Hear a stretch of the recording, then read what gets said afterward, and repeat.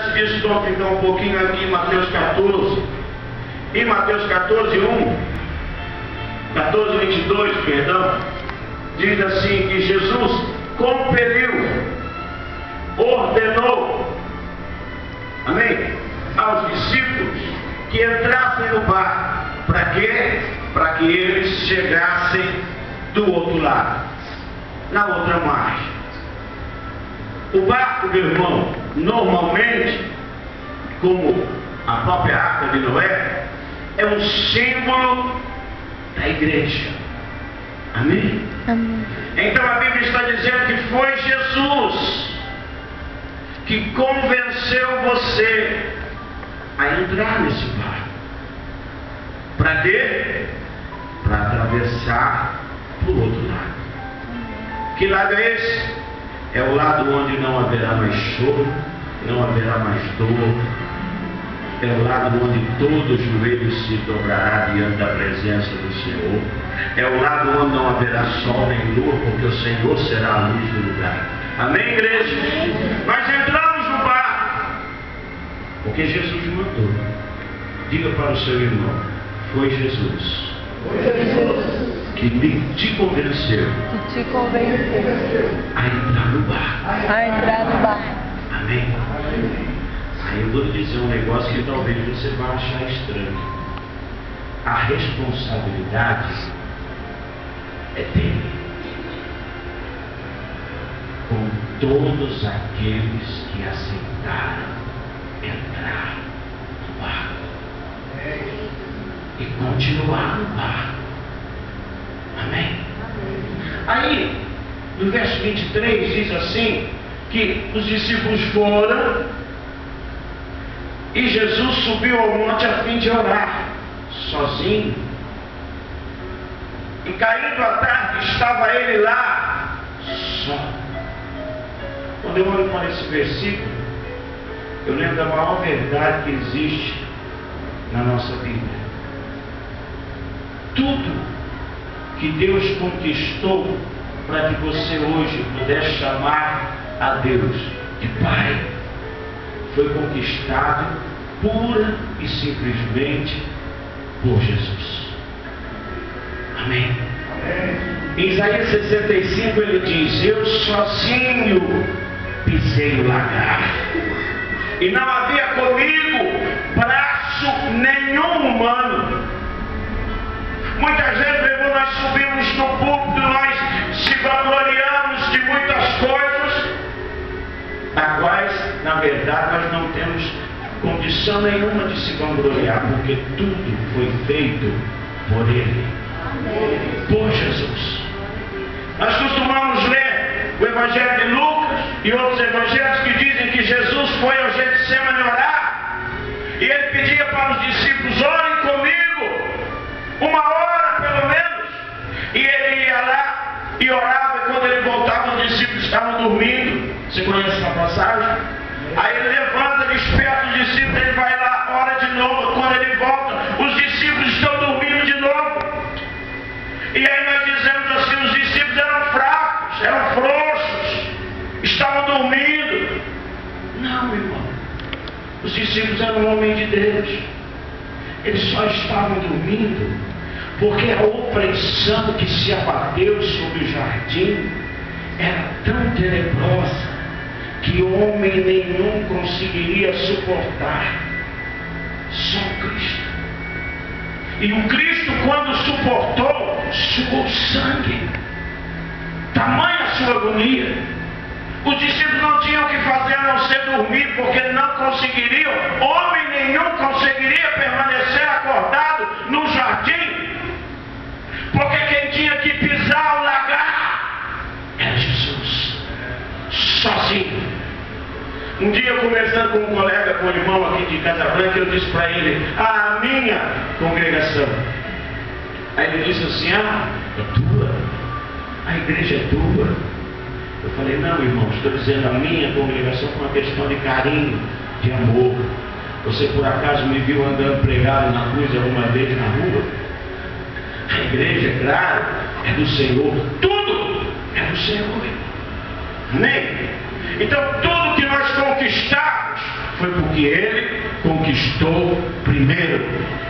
Nós só temos que tomar posse do que já foi feito. Amém, igreja? Amém. Aí depois ele diz assim, eu quero, daqui a pouco eu chego onde eu quero. No verso 24, o barco já estava longe, a muitos estados da terra, açoitado pelas ondas, porque o vento era contrário. Repita comigo, o vento era contrário. Olha para o seu irmão e diga para ele, você já reparou? Diga para ele, você que entrou no barco já reparou? Que o vento é contrário? Já reparou? Eu não sei se eu disse isso aqui já. Acho até que disse, vou dizer de novo. Existem muitas vozes do mundo. O Evangelho é contrário a todas elas.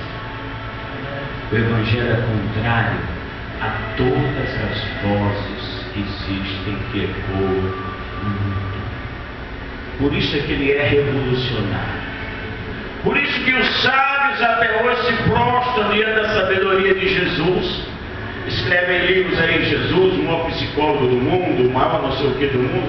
Porque, meu irmão, homem nenhum conseguiu chegar e dizer o que Jesus diz. Amém?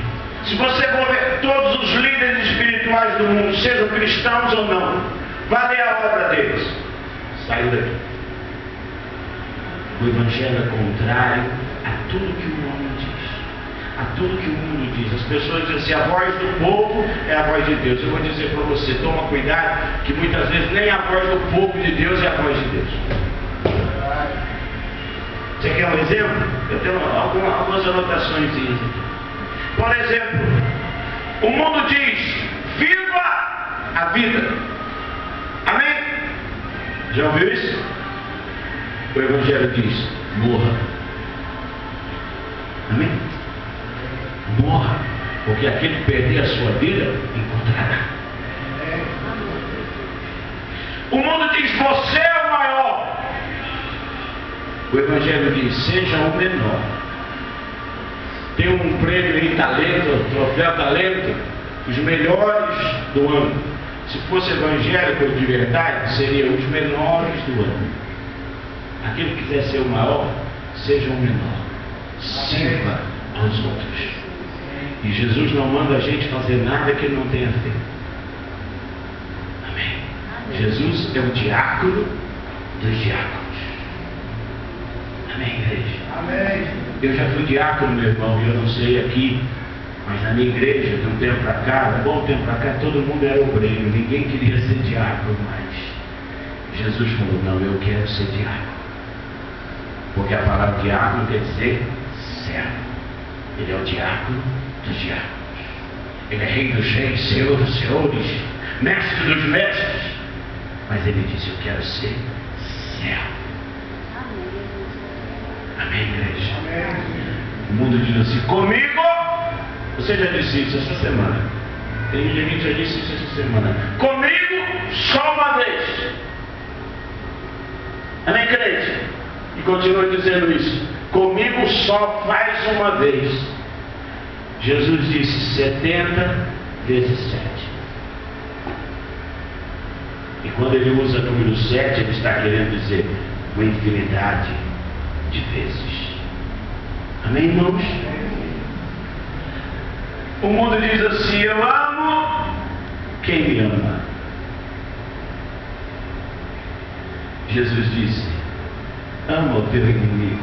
Amém. Porque se a gente amar só quem nos ama, nós vamos ser todos fariseus. Amém, irmãos? Estou falando do Evangelho, alguns minutinhos só. O mundo diz assim, os jovens principalmente, eu acho que até eu já disse isso. Eu sou dono do meu nariz. Você jovem que já falou isso para o pai e a mãe, levanta a mão nesse temporada. Eu sou dono do meu nariz. A Bíblia diz, você não manda nem no teu nariz. A Bíblia diz, sabeis que vocês são o templo do Espírito Santo, e se vocês fizerem alguma coisa contra o templo do Espírito Santo, vão ter que se ver comigo. A Bíblia diz que nós não mandamos nem no nosso corpo.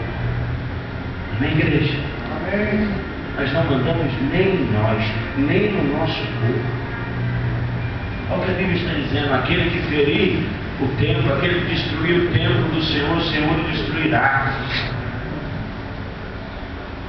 Amém, igreja? Toda vez que nós fazemos alguma coisa contra o nosso corpo, toda vez que nós permitimos algum vício que nós sabemos que é contrário à nossa saúde, nós estamos se levantando contra Deus.